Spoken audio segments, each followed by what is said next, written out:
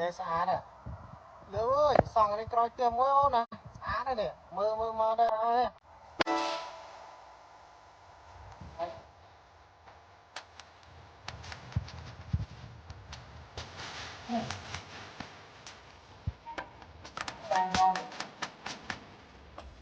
bằng nó coi trong cái giá đây nè xong nó coi trong cái bôi cái ta này nó tinh bà này nó tình còn khúc đấy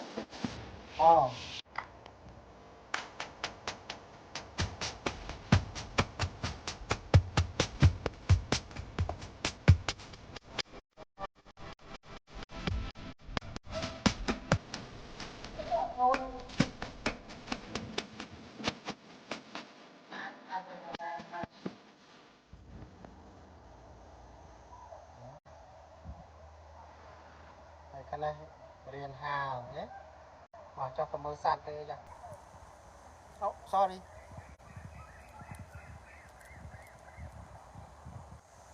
nè ấy sang hà đây nè máu này mà nè này nè nè ta anh ấy ba đấy dạ sầm nang anh ấy mà ha sầm nang anh ấy mà đây vô mà hộp đó té vô mê đó té mà ha sầm nang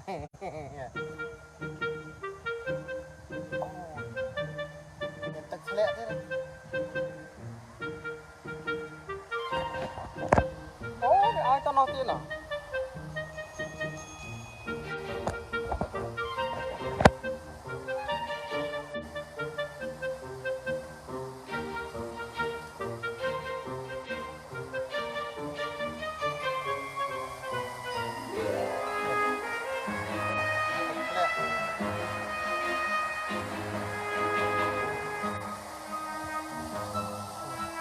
nó so ra còng ấy này đây là và cái tông đôi cái này hả ô và còng nó có nỏ ô cái nỏ nó so cái tông đôi môi phải làm nó tức ló nào ấy ồ ham ấy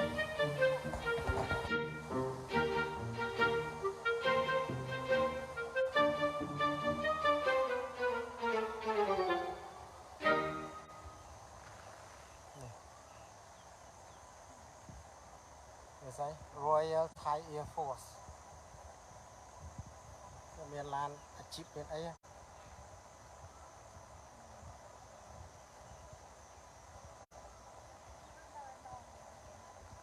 chắc mà đã thăm museum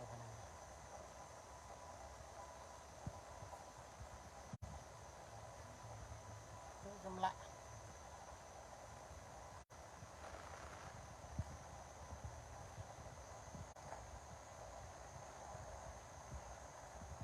đấy, đọc một nhé.